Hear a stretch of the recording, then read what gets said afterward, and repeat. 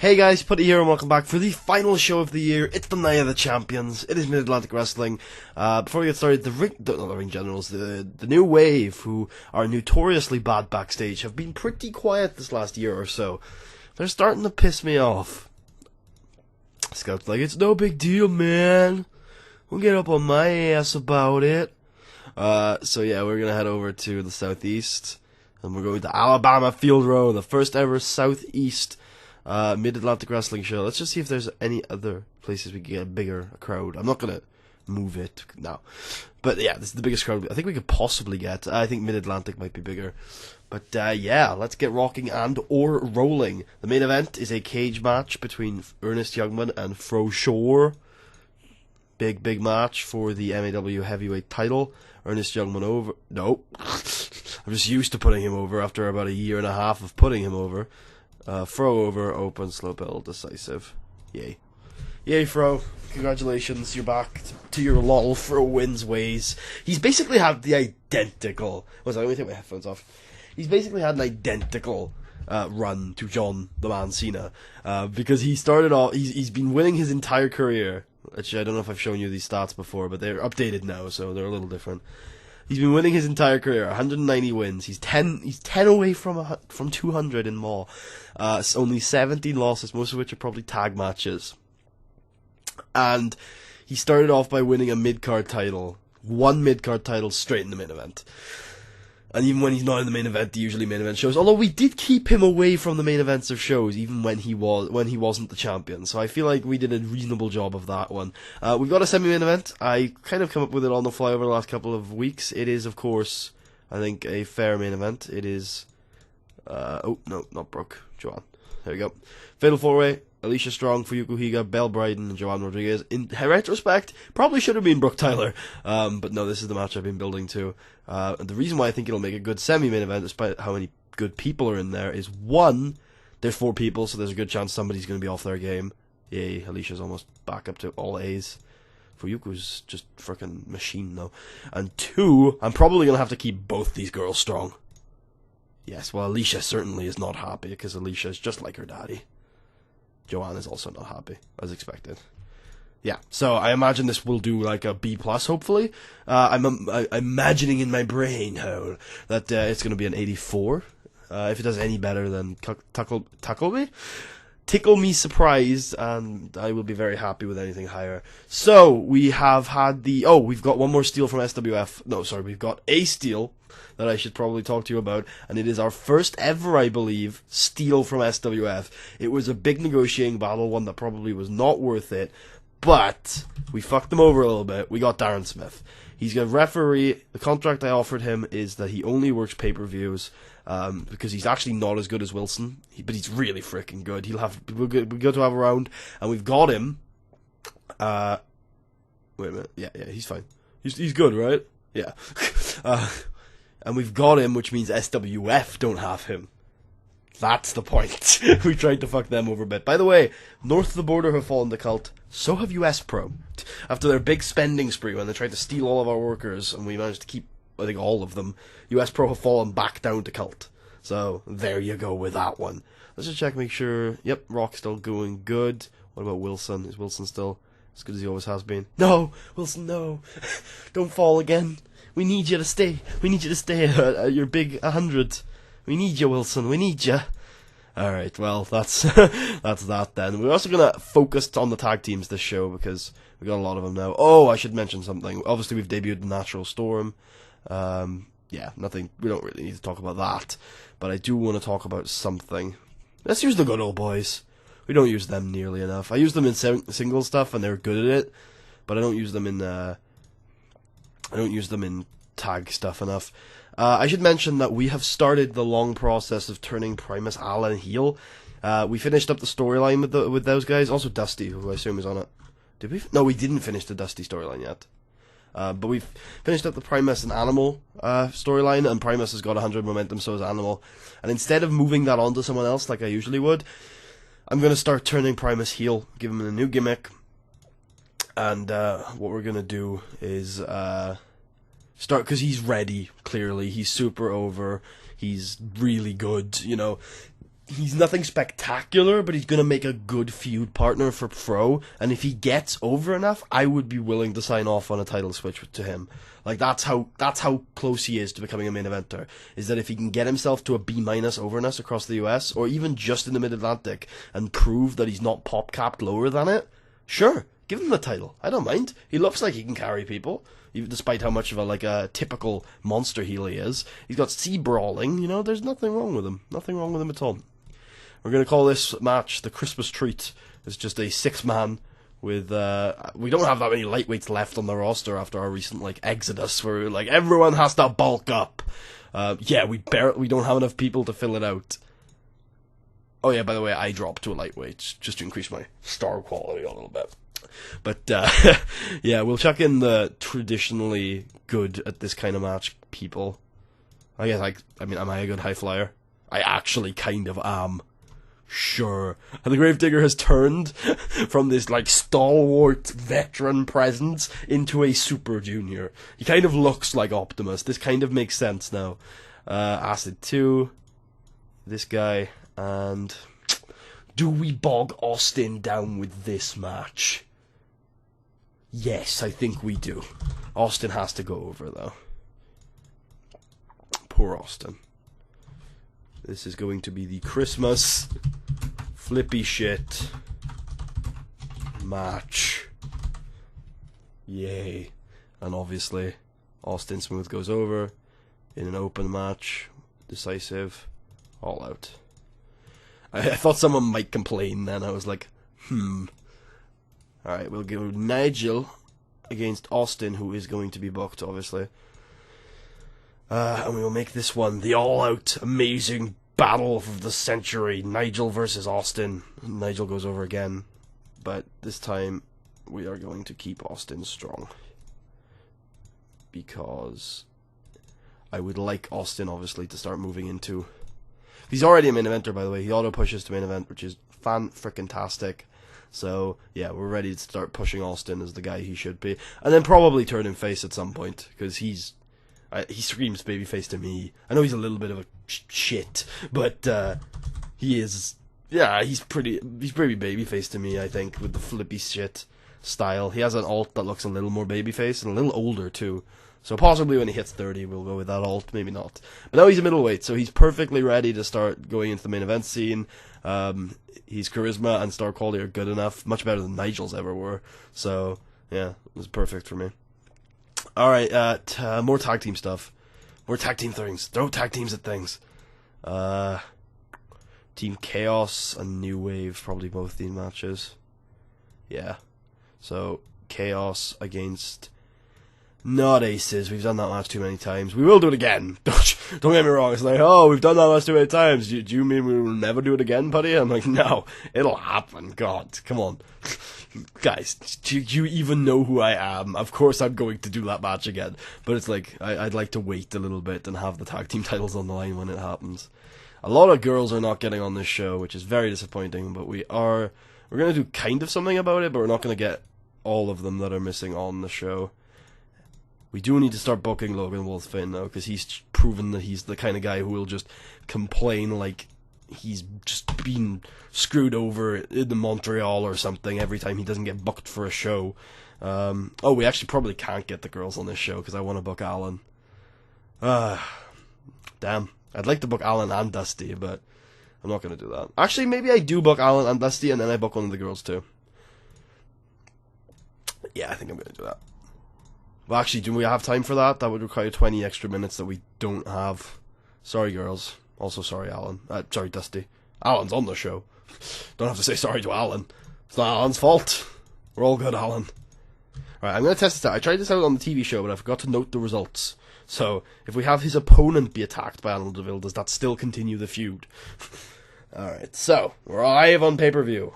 We are going to obviously put some angles in, because we're Maw, and angles are kind of a thing. So, pre-match, no, not obstacle. I didn't know an obstacle angle existed. It's pretty funny, actually.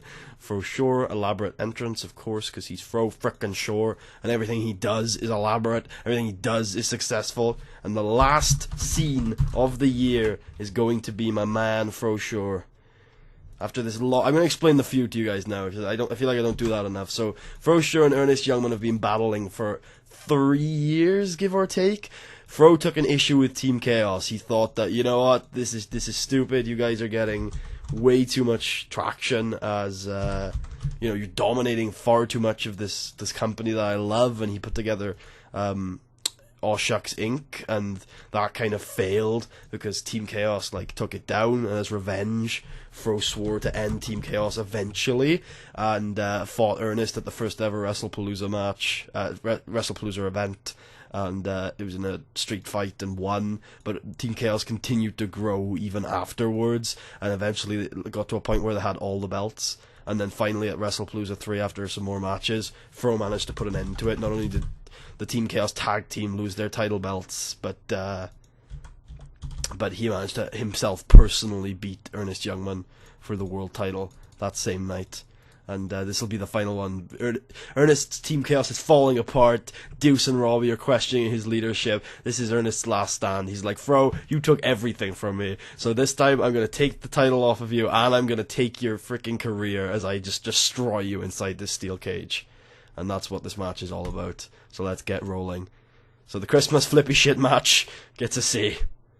Who can go all out in this match? I'm interested to see. Felipe cannot. Gravedigger cannot. Miller cannot. The other three can. That's interesting. So it's Austin, Acid, and California Kid. They can go all out. Interesting for a future cruiserweight division, which I've been thinking about recently. Yep. Thinking about it. Whether I would be okay. Oh look, 29,000 people here. Almost a sellout. Wow. God, why couldn't we just give out 32 tickets? TNA does it. Oh god, I am becoming TNA. I'm not sure whether I would have been happy with this as a main event, It's a good grade, don't get me wrong, but if I'm expecting Austin to step into the main event, I know these two don't have a lot of overness, but I would have expected better against Nigel. But there you go, whatever. Still a work in progress. This, on the other hand, is very encouraging against the good old boys. Yeah, Natural Storm, I don't know if I've mentioned this, they've been at MAW before. They were at MAW before they went to US Pro. They're already 2-time MAW champions, so they're not like new guys on the block. They're returning. Big Banter Primus. new name for Primus Allen. No, I'm not going to turn Primus yet. Yes. Now, again, another example of somebody over-impressing me. Big Banter Primus is ready, brother. And the storyline did advance. This, on the other hand, not so good. I feel like the new waves aren't the problem here. Then again, American Elemental, I expect much. All four of these guys, I would expect to be like a B- from. I don't expect too much out of Honolulu Joseph, to be fair. This semi-main did a lot better than I was expecting it to. In a bout that had excellent in-ring action, yeah, you can expect that, but freaking Bell's in time decline, and you two got kept strong.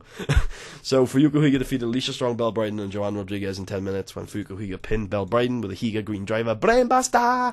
Fuyuko Higa makes defense number 2 of her MAW Women's title. So what I like to think in this match is Belle gets gassed 2 minutes in. Joanne Rodriguez is beating the shit out of Belle, while Alicia Strong beats the shit out of Fuyuko, because they both have to be kept strong. And then at the end, Joanne and Alicia have to, clearing the ring, look at each other and you! And then they brawl, to the back, because they have to both be kept strong, which leaves Fuyuko and Belle in the ring. Belle, still gassed, gets to her feet before Fuyuko hits her with the Brainbuster and wins the match. That's what I like to think this match ended up being. And then Fro makes an entrance in the main event. 93A, in about the feature great action and a good crowd, Froschur defeated Ernest Youngman in a cage match in just under 30 minutes with a sure thing. Froschur makes defense number 2 of his MAW heavyweight title. The other defense was on the traditional world title to end the year match that I've been doing for the last 2 years. I'm at every end of the last TV show of the year, I want to do a world title match. It was against Acid. It was a B-. It's not worth talking about. Yeah, this was really good. This should get an A. Oh, also Fro celebrates, which does get an A. The show should get an A. It does get an A. Increased our pop in 19 regions. I found out our new pay-per-view deal covers Mexico, but it doesn't cover it very well, because you have to have TV coverage one size below your pay-per-view coverage to get full buys from it. So we're probably only getting 100, maybe 1,000 buys in Mexico. Just random people deciding to check us out because we're on a shitty television company there. Okay, so who really I think Belle is worth, complimenting because she did really well on the show. I'd like to talk to Joanne and Alicia as well, but I think the main event deserves a representative. And since Fro always gets good, talkings, we'll go with Ernest. And Primus. Primus pointed out, just praised. We'll praise him for a great performance. Belle pointed out as a good example for still being around this long. And Ernest, I'm just going to give him a hug. Be like, you know what, you had a good time in the main event. You probably will never be back there. But, chin up. You'll make a fantastic gatekeeper main eventer slash mid-carder. You'll be, fantastic at your position because you're a great worker. You just lack that star quality you need to be a face of the company. But I still love you, Ernest. If I didn't, you wouldn't have had the title. I pushed you. You didn't get over, I pushed you. There's a difference between what Austin did and what Fro did and what you did. There's a difference. I totally pushed Ernest as hard as I could. Night of the Champions increases to a highly regarded event and gets a 1.02 buy rate. Our first ever show to get a 1 buy rate or above. God damn it, Scout. Here! I'm not going to give him all the money. I was about to give him all the money. I was like, all the money. No, we may be a bigger company now, but we still can't afford that. B- in the Tri-State, by the way. Oh yeah. C in New England. I believe that's only up 1 from last month. No, it's up 2. Good. Up 2. That's all we need. That's all we need to do is keep improving by 2. Because if we keep that up, we will be at 100 pop in every region in 2 years. No, I don't worry. I know that we're going to run into some issues before that happens. But, yeah, if we keep that pace up, that's actually going to happen. That would be ridiculous. If someone out there knows of a save where someone has gotten 100 pop in any region, show it to me. Because it would be hilarious. Because what that requires, by the way, I think is like 4 or 5 shows of getting a perfect 100 show. Which would be ridiculous. Alright, so we're going to close out the year. We're not going to simulate forward, but in the next episode we are going to show you all the awards and stuff. I'm not even going to show you, I usually show you like where our matches from the last show ranked on the lists and stuff, but I'm not going to do that yet, because I'm going to do that at the end of the year. I'm going to end every storyline. God, that's a good storyline. Big Banter Primus. Big Banter Primus. Big Banter Primus. I wonder if Dusty makes Who's Hot. Dusty doesn't even make Who's Hot. That's how ridiculous those storylines were. Yeah. Dusty does make 100 momentum though. Now we will have the trickle-down effect, where a couple of upper mid-carders are going to beat Dusty. And then a couple of mid-carders are going to beat a couple of those upper mid-carders. And then a couple of lower... See, we're going to get some pushes during the Sam Keith class, the Ripcord Invitational, which with 50 workers on the roster, by the way, 56, I'm considering making a 32-man tournament. But that would be kind of ridiculous. So I'm kind of considering it. Don't know yet. I'll get back to you on that one. Anyway, thank you for watching this entire year of MAW. I've really enjoyed it. I've loved 2019. I think it's my favorite year of this entire series. I think I've had a ton of fun. I just keep getting positive feedback from the game telling me I'm doing a good job, and that makes me happy. Tons of great matches. The women have impressed. The men have even kind of impressed. 1 A-star, ton of A's, tons of increased momentum, we're at cult, and we're solidly at cult. I would even say we're upper cult now. We're storming a national. We're getting great pay-per-view deals. We've got a deal that covers us in every region except for Japan, and we are storming. We've pushed guys. We've got guys that are getting naturally over. It's been great. So join me in the next episode when we look back at the year and look at the positives and some negatives. I'm also kind of going to be reviewing the developmental roster to see who needs to come up. Let me just give you a spoiler on that one. This dude is probably getting the nod. Oh, wait. This dude is probably getting the nod. So, yeah. Thank you guys for watching. I hope you've enjoyed. And I will leave... Oh, God. I'm actually able to negotiate on that one. I'll negotiate tomorrow, then. Thank you for watching. I will see you guys next time for the 2019 year in review and the first episode in 2020. Peace out, guys.